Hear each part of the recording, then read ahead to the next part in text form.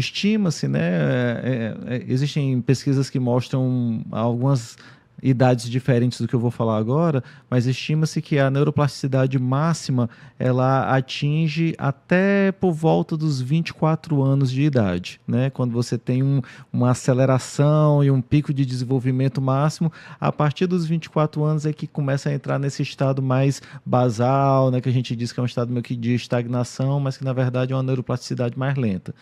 Só que os 6 primeiros anos de vida, e particularmente os 3 primeiros anos, é onde a aceleração é máxima. É absurdo. Né? É onde realmente Atinge você está vendo todo o pico de neurodesenvolvimento, né? Onde tem poda neural, onde tem vários processos neurobiológicos sendo desenvolvidos naquele momento. Né? Tá. E de forma que para a gente poder identificar melhor, né, esses sintomas do quadro de TDAH, os manuais recomendam que a gente observe isso por volta dos 6 anos de idade, certo? Que seria uma idade onde a gente conseguiria identificar com mais fidedignidade, né, esses sintomas. Não que a gente não consiga observar isso antes, né? Às vezes eu atendo crianças com 4 anos, 5 anos, que a gente já olha e já diz assim, esse menino aqui vai ser um menino que é uma questão de tempo para dar um diagnóstico de TDAH, né? Mas é complicado a gente dar um diagnóstico nessa faixa etária, porque justamente como a neuroplasticidade é muito elevada, muitas vezes uma criança de 4 anos, né, os 2 anos que falta para completar os 6, às vezes ela muda muito, né, nesses 2 anos. Né? Então, às vezes, uma coisa que você vê aos 4 anos, que você dá quase certeza de que o menino vai ser hiperativo e tal, 2 anos depois, você vê que, poxa, mudou, graças a Deus, né, a coisa parece que se acalmou, está conseguindo ter uma melhor regulação, né, do comportamento, das emoções, e acabou não se confirmando esse diagnóstico de TDAH, então, depois, né? Mas, assim, esses processos, como eu disse, eles não começam aos 6 anos, eles começam bem precocemente. É só porque aos 6 anos é que você começa a ter uma certeza maior de que o que a gente está observando realmente é algo que está fora da curva, né? Fora daquilo que é esperado para a faixa etária. Tá. E quanto a gente pode atribuir à genética e à interferência do meio? Pronto. O quanto é que entra aí? Não sei se percentualmente, o que é que a medicina já diz. Então, o TDAH ele é considerado um dos transtornos psiquiátricos com maior carga genética. Né? Então, assim, se a gente for falar de transtornos psiquiátricos de uma maneira geral, sempre vai haver uma diátese entre ambiente e genética. Né? Existem sempre fatores ambientais e fatores genéticos envolvidos. Isso é verdade para a depressão, isso é verdade para a ansiedade, né? Para todos os transtornos psiquiátricos. São que existem alguns quadros em que os fatores ambientais são mais importantes e outros quadros em que os fatores genéticos são mais importantes. Né? Então, TDAH eu posso dizer que está na categoria onde os fatores genéticos eles são os mais importantes. Né? Existem fatores ambientais envolvidos também, mas para vocês terem uma ideia, existem estudos com gêmeos monozigóticos mostrando que a taxa de herdabilidade do TDAH gira em torno de 76%. Né, de herdabilidade. Sei. Isso daí... Ou seja, de passar de geração para outra geração. Né? Dos pais para os filhos.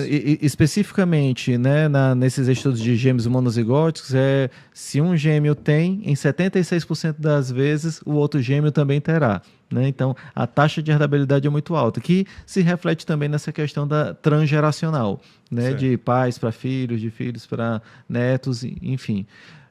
Para a gente ter uma ideia assim, do quanto isso representa em termos de carga genética, é uma herança genética que é muito próximo da carga genética, por exemplo, da característica altura. Certo? Então, a altura que eu herdo dos meus pais, né, ela tem mais ou menos a mesma carga genética do TDAH. Né? Então, é uma carga genética considerada realmente alta. Existem 4 transtornos psiquiátricos que a gente considera que a carga genética é altíssima. Né?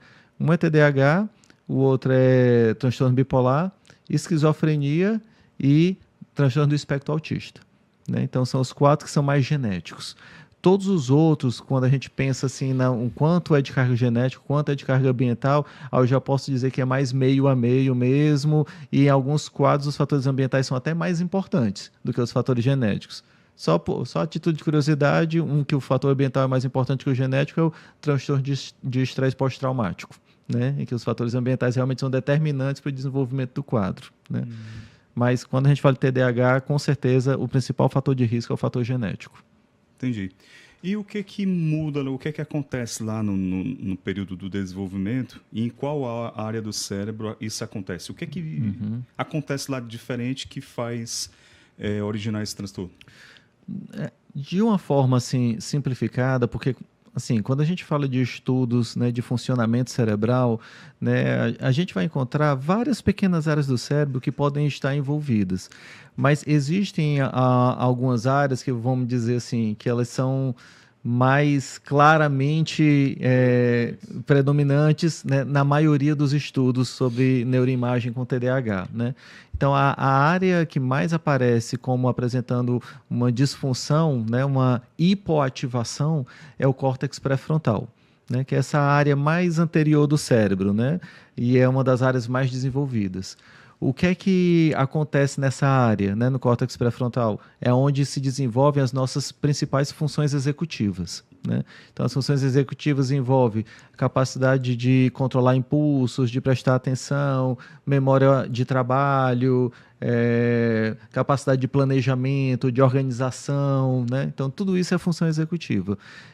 O que as evidências apontam é que há uma hipoativação do córtex pré-frontal que faz com que as pessoas com TDAH apresentem aquela tríade clássica de sintomas, né, de hiperatividade, impulsividade e desatenção. E a hipoativação quer dizer pouca ativação. Isso. Certo. Isso. E do ponto de vista de neurotransmissores, né, essa baixa ativação é devido a uma deficiência na produção de principalmente dois neurotransmissores nessa área, que é noradrenalina e dopamina, né? Então, existe uma baixa liberação desses neurotransmissores nessa área que faz com que ela não seja ativada adequadamente e a pessoa apresente o que a gente chama de disfunções executivas. Né? E aí as medicações elas vão agir principalmente aumentando a liberação desses neurotransmissores, né, nessa área. Certo. Então quer dizer que aí, por exemplo, surgem essas questões executivas, né? Como planejar, organizar. Sim. Aí o filho está aprendendo ali a virtude da ordem, o pai está ensinando, meu filho, tá aqui o seu guarda-roupa, o short é aqui, a camisa é aqui, e passa o tempo e o menino não aprende, e bota e bagunça e tudo mais. O que é que está faltando? É na hora de executar isso, falta ali a dopamina para ele ter o estímulo para fazer aquilo? As coisas não são tão simples, né, de serem explicadas. Uma deficiência de dopamina está envolvida nisso também, mas existem outros fatores motivacionais, muitas vezes, né? Porque quando a gente vê uma situação, né, um exemplo corriqueiro como esse que você está falando, né, uma criança que você já falou várias vezes para ela que é para pegar a roupa suja e botar no cesto, e não ficar jogado no chão ou em cima da cama, né? Muitas crianças vão desobedecer, né, entre aspas, isso, e não tem TDAH, certo? Porque não se trata só de uma deficiência dopaminética, noradrenética, mas tem uma questão motivacional envolvida também, né, uma questão educacional, de limites e tudo. Mas, de uma maneira geral, né, quando a gente vê assim, a questão do TDAH, é porque realmente essas crianças elas vão ter uma maior dificuldade de seguir uma sequência de ordens, né? Tanto que uma das estratégias terapêuticas que a gente utiliza com TDAH é, se você quer que a criança, adolescente faça alguma coisa, dê ordens curtas, né? Se você for dar uma ordem longa, né? Tipo, fulano, tu pega esse copo aqui, tu vai lá na cozinha, enche d'água, depois tu vai pegar o gelo na geladeira, bota gelo aqui, depois leva lá para tua mãe que tá lá na cama.